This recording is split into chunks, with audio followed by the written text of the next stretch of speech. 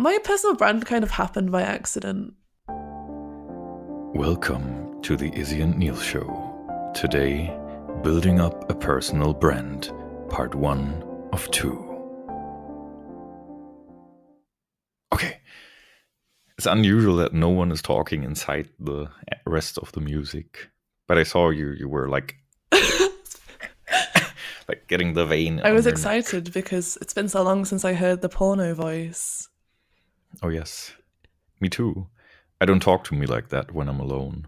To myself. Yes, and when I was with you in person, you didn't use the porno voice, unfortunately. Why would I use it? Exactly. Izzy, shall we get a beer? Why don't you do that when it's your intro? You should also speak like that. It could be our thing to have a porno voice intro. But my porno voice shouldn't be like a deep man. No, but you could sound like a telephone porn star. Thanks. That sounds awesome. Sounds. No, but they have the nicest voices. Do they? I was never on the phone Yes. to a porn star worker. Or you should try it. Oh. No, usually I would say I've heard of that, but when it's about a porn voice, yes, of course I've heard it. No, I've never called a porn hotline because that's just a waste of money. It is. Oh, do you know those TV channels where like they show a woman on a bed and she's like on a phone? Yes. And people call in? Yes. I saw a video recently where a guy like broke in and sprayed the women with silly spray. What is silly spray? It's like this sticky spray that like it's like confetti. Oh, that Yes. You always get in your hair and everyone's like, exactly. Yes. And it was really funny. Okay. And they were so shocked. And also usually they don't lie on their bed, but they're sitting in a call center. True. Yes, between their cigarette breaks. Yes. so attractive. Yeah. Yeah. Okay, enough talking about porn. It's never enough. Hello, everyone, and welcome to our episode about building a personal brand. And we're going to be talking about whether you should build a personal brand or a company brand, the differences between those, how you can start building your personal brand, how to find the right ideas for your content. Should I do everything on my own or work with a virtual assistant or similar? And also, how can I make people become ambassadors for my brand? Yeah, and also we have a second part here where we want to talk about how to leverage the reach for your personal brand. And this will be a long talk about what exactly can you do and how to approach all of these different channels. But we will split this into 2 episodes. So next week you will have the second part of how to build a personal brand. And this week you have the first part. Do you know how much weight I put on since I went to Germany? How much? A lot. I don't know. Is that what you're asking me? Myself. Did you know how much? I'm actually curious. Yes, could you tell me? No, I don't know how much, but so I do these Runtastic results workouts in the morning, and then you have high knees where you have to be in a spot and then just run with your knees very high up. And I did that in my underwear, and my tummy was wobbling. So. Oh, well, anyone's tummy would wobble doing that. It was really wavy and moving. Okay. So, so Nils. Yes. Still saying Nils, the L in my name. Nils. No, Nils. Not really. Nils. No, Nils. it's okay. No, it's Nils. Nils. There's Nils. no L. Yes. Yeah, kind of. Hi, friend. So, what do you think, Nils? Should people build a personal brand or a company brand? Well, it depends. Of course. Yeah, that's it. No, I think it depends on what exactly your company or your business looks like. So, for example, if you want to work on your own, if you want to work as a freelancer, then I think it makes sense to have a personal brand, which we'll get into later. But also, if you have a company that has many employees or that should get many employees or some employees at some point, then I think it makes more sense to build a company brand instead of a personal brand, or maybe both of them at the same time. Also, if you have a company brand, you can potentially sell your company at some point to someone or get investors or something, which is a bit harder, or it would be very weird to sell a personal brand, because for a personal brand, it's always your face. It's always you as a person who represents the brand. Well, if it's a company, it can be any person or it can be multiple persons. So yeah, I would say building a company brand can make sense if you plan to do something bigger with more people working on it. But yeah, if you're doing it on your own as an individual, as a freelancer, then I would say a personal brand is the right way to go. Makes sense. So I think we both have somewhat personal brands, you especially. Why is it so important for us specifically to have a personal brand? Well, I think for me, because I left my agency and I became not really a freelancer, but a one-man company again. So for me, it's just natural. So I just decided to work under my own name again. I wanted to be a bit better known out there. I wanted people to recognize me when I speak at conferences or when I do something online, and I just wanted to have a face behind that, basically. So I didn't really have the plan to build a personal brand. I didn't say to myself, I will build a personal brand now, but it just happened, maybe similar to you. Well, I know or I recognize these days whenever I go to conferences or when I do live streaming or something, people recognize me. So they talk to me and say, especially on conferences, they say something like, hey, Nils, I've seen you there and there. And I think this wouldn't happen if you didn't really have a personal brand. So yeah, that's the reason behind it, though it's not a good reason. But yeah, as I said, it just happened. And I think it's cool that it happened. And so whenever I publish something now under my own name, I get a lot of trust from people. So I think it's an authority thing if you are a personal brand, because people will recognize you as the, in quotes, expert in specific fields or in a specific field. And so having a personal brand helps you with that extremely. I agree. And I think for me, there were similar reasons. Oh, my nose. There were... You should blow it. With my toilet roll. The nose. Yes. Still there. You have to cut this part out, though. Yes, I know. I might. Was that a laughing blow? Okay, this might stay in. No. Yes, for me, a kind of similar thing happened. Like, I didn't really work on a personal brand. Like, I didn't decide one day, like, hey, I want to be more well known, so I should do this. But it was important for me that it happened because I'm still quite new to this whole online marketing event scene. And the more well known you are, so the more of a personal brand, then it's really cool when people recognize you and your content and they trust you. And also being asked to return to conferences, that is extremely helped by if you have a recognizable brand. Yeah. Yes, also, it's cool. Definitely. People sometimes buy you drinks. No one buys me drinks.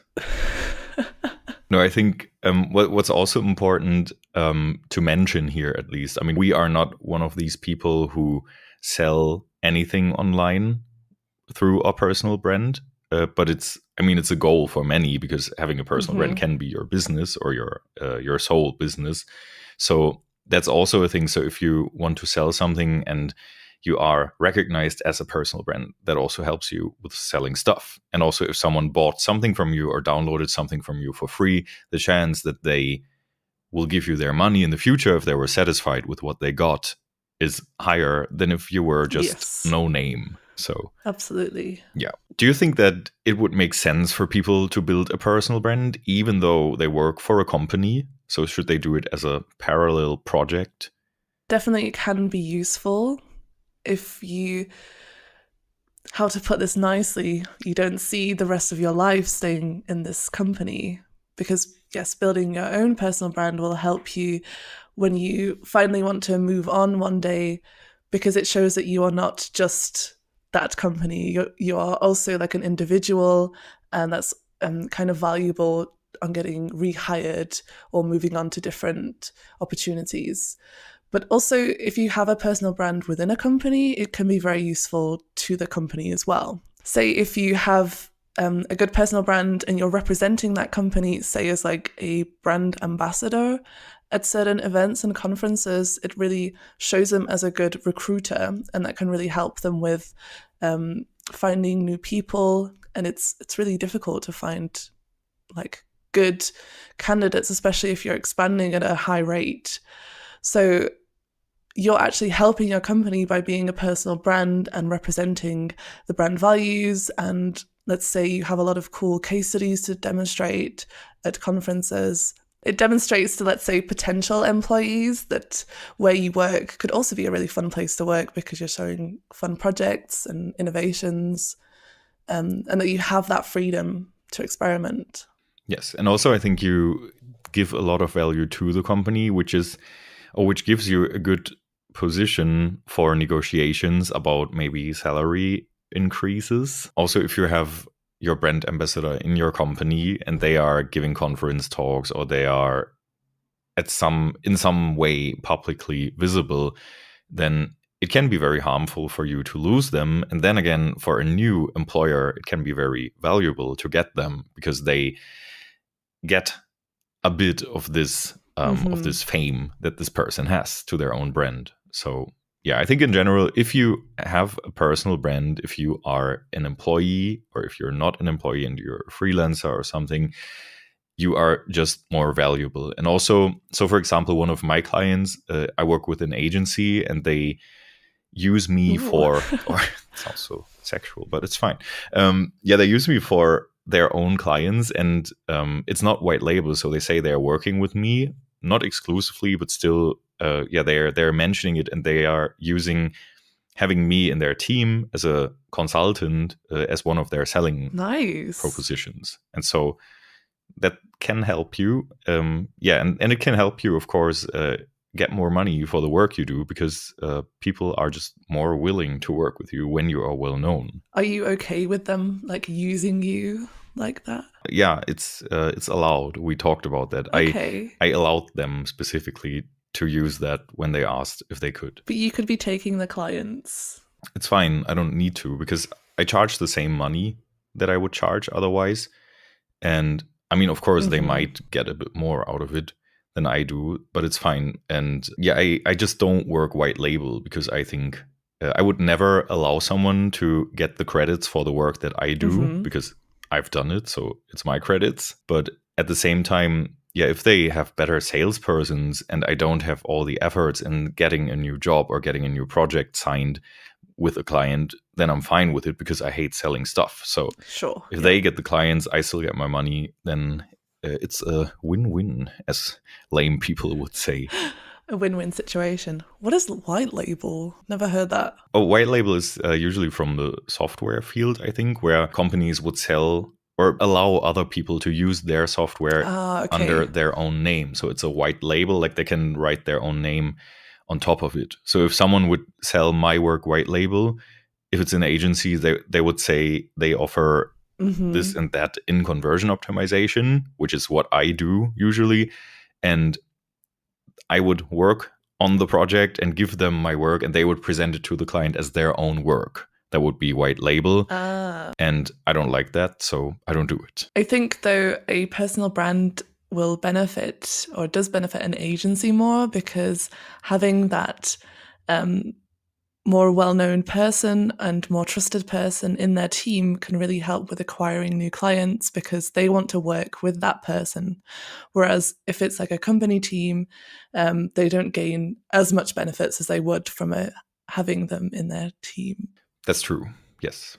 Yeah. So of course it's more agency or people business related. And yes, you're right. So they would benefit. So if there was a no-name agency and they get Izzi Smith as their lead SEO, then of course everyone would want to work with them, because they want to work with you. I wouldn't work in an agency though.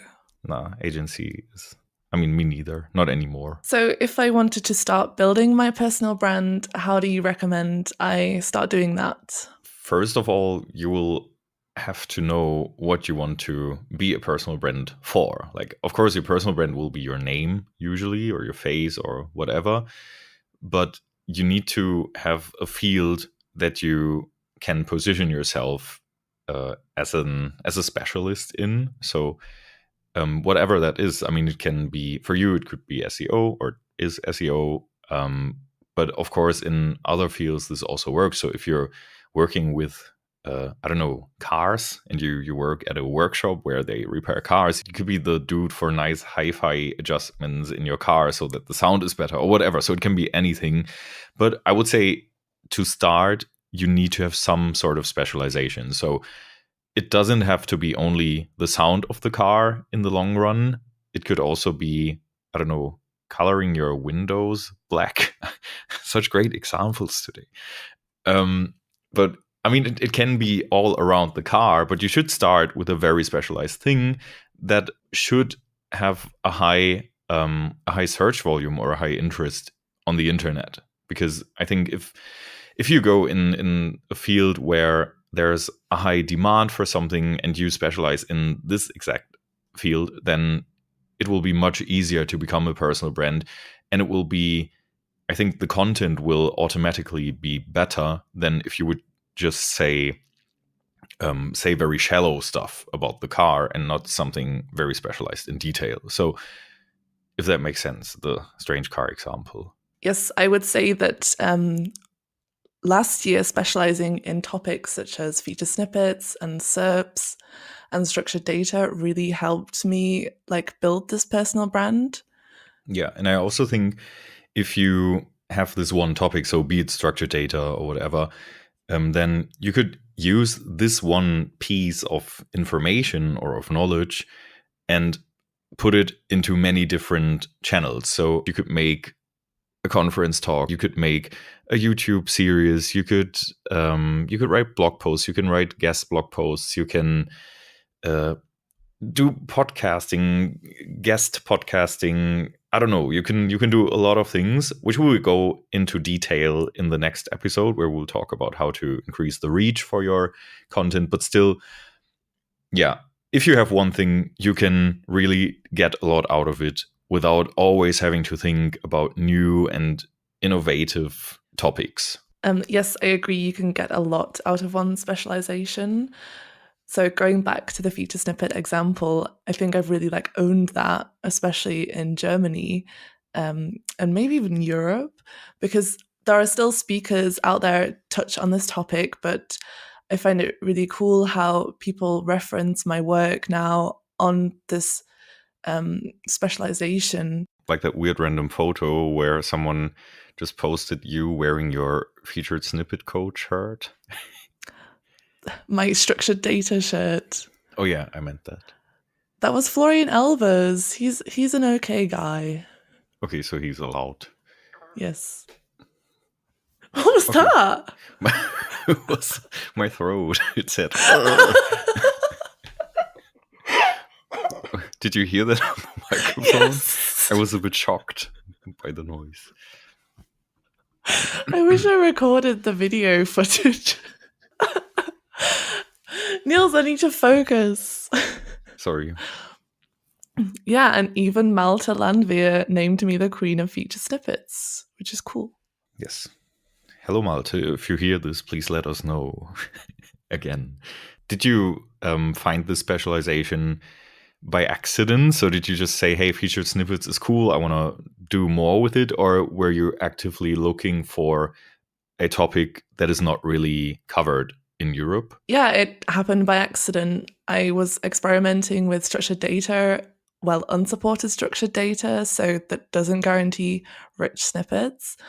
I was experimenting with this for quite some time, and then after a year or so, I had some really cool case studies and learnings that I thought would be cool to, show to the world. And I thought it would be a nice way for me to get into the speaking or the conference circuit.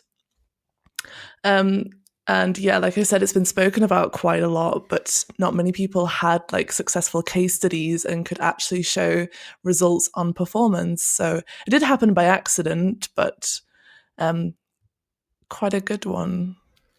Yeah, a nice accident. Yeah. Oh, like Bob Ross would say, there Oh, are no yes. mistakes. There are just nice or beautiful little accidents, Yes. or something like that. Happy accidents. You're right. Yeah, Ross is a nice man. Is he alive, by the way, or is he dead? No, he died. It's so sad. So there's many different types of content out there that I can use to start working on building my personal brand. How do I find ideas or the right ideas for creating that content? Me personally, I get a lot of inspiration from reading different blog posts or even watching videos on YouTube. What I don't really do, but it would be a potential or a possible source of finding inspiration on ideas for content. And of course, you need to make sure that when you create something, that there's some demand for it. So if you're talking about a specific topic and no one's ever searched for that or no one's really interested in that, then it doesn't really make sense to create content for that. So maybe just go to YouTube or go to popular websites in the field you're working in or in the field you want to be known for and see what articles get shared the most often, what videos get the most views. And this is a pretty simple indicator of finding out if people are interested in something. And then if you see this content that is already there, of course, you need to make sure to have something that's a bit different, that's a bit better, if possible. Mm-hmm. And yeah, just to create the best piece of content out there about this specific topic. That's the first step I would take. And also, it might make sense to just check social media, like go to specific Facebook groups or go to Twitter or go to Quora or whatever websites and see what people are asking about this topic. And so this will also give you ideas. And also you can use tools like Answer the Republic. Sorry, I always say Republic. Answer the Republic. Like, this ain't Star Wars. Yes. No, I always say Answer Republic because Answer the Public sounds like Answer Republic. But yes, you can use tools like Answer the Public to find out question. But I think that's not as simple or as secure as just going to YouTube, Facebook, and so on and see what people are interested in. Because the questioning or the question tools like Answer Republic, God damn it, like Answer the Public, just give you questions, but they don't show you any numbers of how interested people are. Mm-hmm. Yeah, I think that's one way to go. Mm-hmm. Great inspiration advice. Okay, also, if you already have a community, so for example, if I do a live stream and I ask my viewers during the live stream what they're interested in, then sometimes I get some information. Or what works really well, if you have an emailing list, so if you're sending out newsletters or emails or whatever to some people that are subscribed to your mailing list, it can make sense to just ask them by email if they are interested in some things. And then they will usually reply. Not every one of them, of course, but I was pretty surprised when I asked my first question in one email that I sent out to my mailing list that actually many people answered to my question. So I think that's a nice way to find out what your followers are interested in. And also, of course, you can ask during live streams, you can write a post or use an Instagram story where you can use the question tool where people can reply. And if you get that, then then I would say you have a nice list of things you could write about or talk about or post something about or create a video about or whatever it is you're doing. Okay. You need to say things because people don't see you nodding. I know. No, that's pretty cool. But also you need, I think, a personal brand in order to build those things like followers and mailing lists. So, because if you're starting from the beginning, then you don't have a mailing list and you don't have followers. Well, that's right. Of course, there you cannot ask your community. But I think in this case, you should, of course, use your content that you put out there to create a followership, Yes. a mailing list, or some way to be able to reach out to the people following you. Because otherwise, if it's just passive and they just follow you without you being able to talk to them, it doesn't really make sense, in my opinion, or at least you're missing out on a lot of things if you don't have that. So, for example, when by the way, I noticed that I say so, for example, really often when I'm cutting the podcast. I say it like 500 times per episode. That's okay. You have to give examples. Yes. So, for example, no. So if I give a conference talk or if I have a live stream, I always have some kind of call to action where people should sign up for my mailing list. And also, what worked really, really well, which we might cover in the next part, but just to give a short intro or a teaser to that. So when I had a conference talk one day in Cologne, Germany, I just tried to make people not take any notes while I'm talking. So in the beginning, I told them, hey, you don't need to write down any notes. You will get the slides and my notes in the ending, and you will have everything there. And so people didn't write anything. And in the end, I said, hey, you can download this here. Just write down your email address and you will get an email with my notes and with the conference talk slides. And that led to an extreme increasement of my mailing list within one day. So Nice. I think at the point where I tried this, I had like 900 or 1,000 subscribers to my emailing list. And I've built this up over 11 months or almost a year. And this one day I did that, I increased my mailing list by 600 people. So just by doing that, and that was pretty surprising for me because I didn't expect it to work this well. But yeah, in the end, you get people who signed up because they saw a talk of mine and they are interested in what I do. So that's the best people you can get for your mailing list. But more on that in the next episode where we talk about the details. You're very open with your amount of subscribers and things, I noticed. Well, I don't give a fuck. That's good. Sharing is caring. Yes. Right now I have more subscribers, which I will not tell anyone. No, I don't really mind. But yeah, it was pretty new. So it was my first year of being a personal brand. That's nice. Also, what I think can help you attract, hopefully, some more great content or inspire you of what new content to create is more experimentation. I think I'm quite lucky compared to other people in the fact that I am okay to experiment on domains that I work on.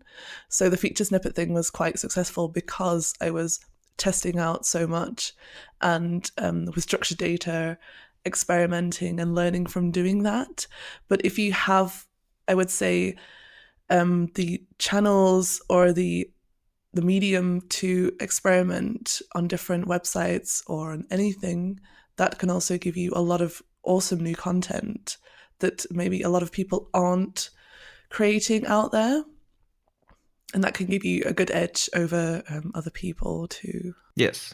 And also, if you have this innovative new content that no one's ever talked about because no one ever tried that or at least didn't write about it, then I think it's much easier to make people or to get people to share the content and tell their friends, tell their colleagues and so on. So, exactly. So it increases the reach if it's new. Even if it was maybe like a failed experiment, that learning is still quite useful for other people. I think those are even most interesting. Yes. I always prefer to read about fuck-ups over success stories because success stories are usually not real. I mean, they can be real, but I think what usually happens is you fail forward, to use this term. And I think you learn a lot more from what didn't work than from what did work.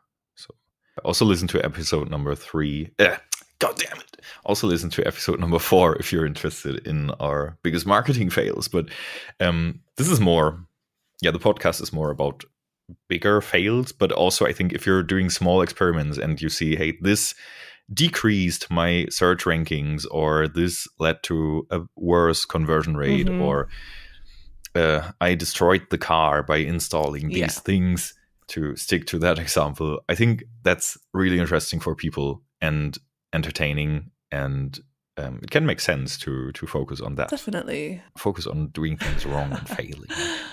Yeah. Expert at failing. Oh, see, that could be a very good USP for a personal brand.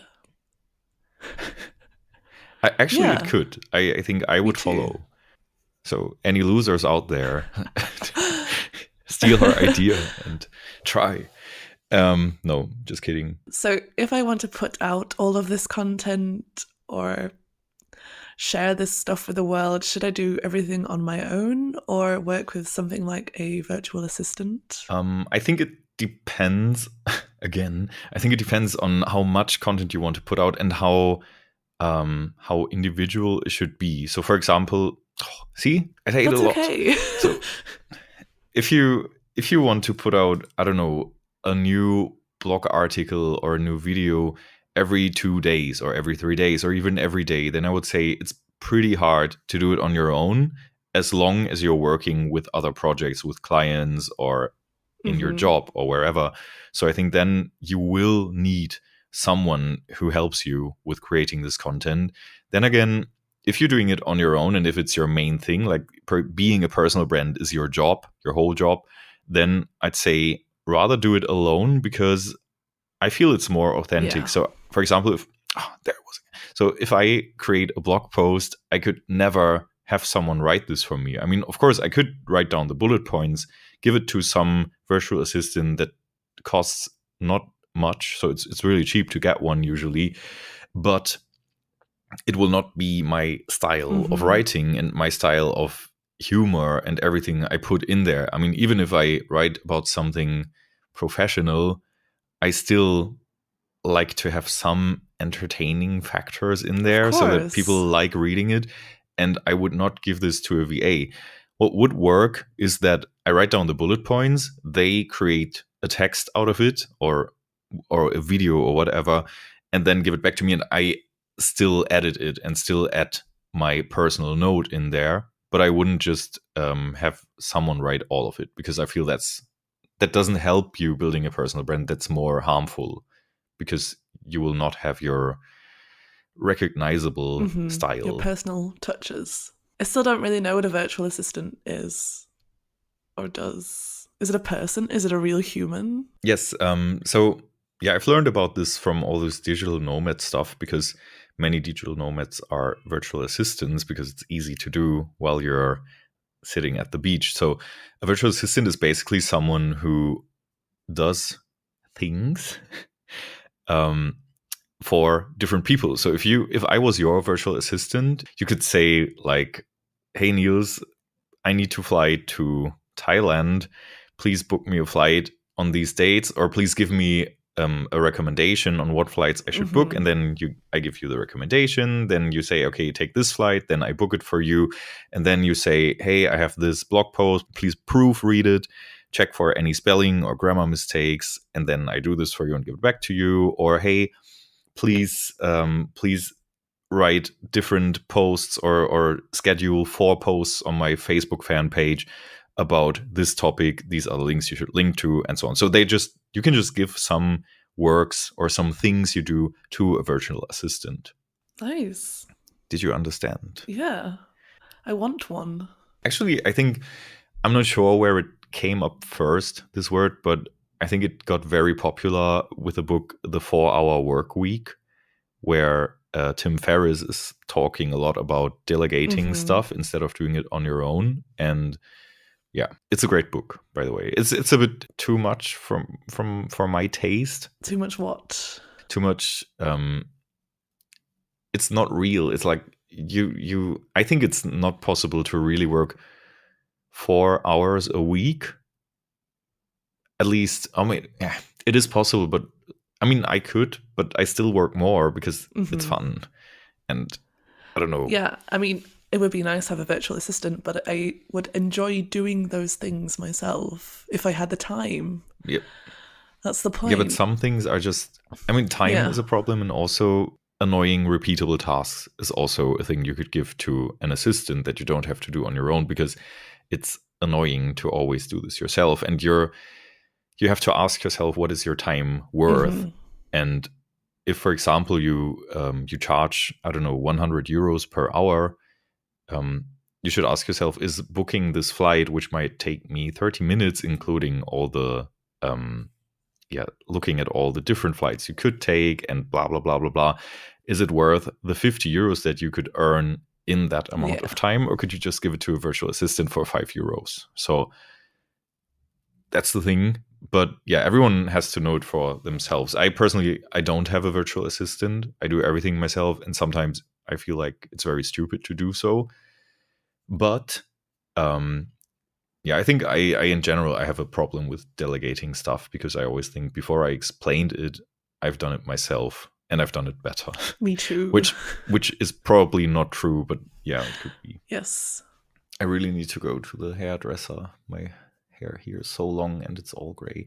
I was seriously, by the way, on Friday night, I was seriously considering shaving my head. Oh my God, it's not a good idea to think of such things when you're drunk. Yes. Dangerous. Yes, I mean, not my beard, just my hair on top of it. I was talking to a friend, and I was saying that I'm so interested in just to see how I look without hair. I mean, I'm pretty sure it looks bullshit and I'll be ugly as fuck, but I want to know how I look like, and it will grow back. So yeah, I was thinking that maybe I should do that. And it was Friday night, so it's dangerous to think about things on a Friday night, because you might do them. But no, I didn't, obviously. Wouldn't you be worried about having a weird shaped head? No, I mean, I know the shape of my skull. Also, I had a girlfriend when I was 16 or something. She cheated on me. Fuck her. And she said I have a very nice, what's the opposite of the forehead? Like the back head? Yeah. Yeah, she said the shape is really nice. So then it must be true. No regrets. Yeah. So, Izzi, what would you recommend to do if you want people to become ambassadors of your brand, or if you want people to share the content that you have? What general advice would you give to our listeners? What I think makes your content like super shareable or picked up by potential brand ambassadors is by ensuring that it's super unique and like provides value to their audience as well. Yes, so what value should or does your brand ambassador gain if they share your content? You have to think about that. Also, I think it's very important to provide content that is entertaining, not just educational, and adding your own personal tone or style. So yes, making sure that it's unique or entertaining. Or both. So even if it's unique, you can still, or you should still have that personal touch. Yeah, also, I think the frequency is kind of important, because you want to stay in people's heads. I've learned this the hard way, because I think my frequency is bad. Sometimes I'm posting a lot, doing a lot, and sometimes I'm just invisible. And I think if there would be a constant visibility of your brand, of your personal brand, of your person, it would help you with being recognized and with people following you and noticing you. Then again, if you're too frequent, like you're posting too much, you're posting too often, and especially if you're posting ads that people see a lot with a high frequency rate. So in Facebook, for example, you can see how often did a person see my ad.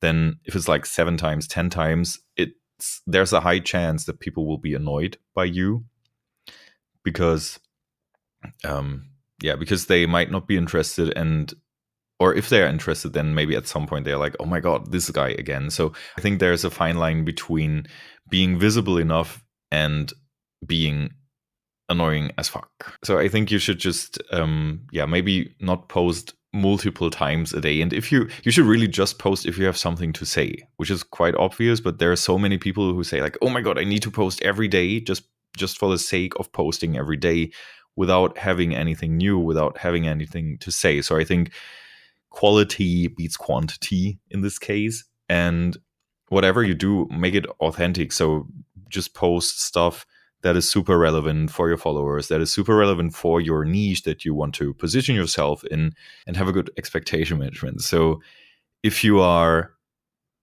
telling people that with your Facebook ads tutorial, they will get 1 cent clicks all the time, and it's not true, then people will stop losing the trust in you. So you shouldn't just talk about your best case scenarios and just talk about the super cool, super great numbers that you achieved or that people might achieve with what you do. You should rather have something between the most likely case scenario and maybe the best case scenario. So it should, of course, be attractive to people. Mm-hmm. People should think, I want to reach this number or reach these numbers or reach this goal or whatever, but still they should be able to do it. It shouldn't just be a promise that you cannot hold, because then you will lose followers. People will lose the trust in you, and it will long-term kill your personal brand.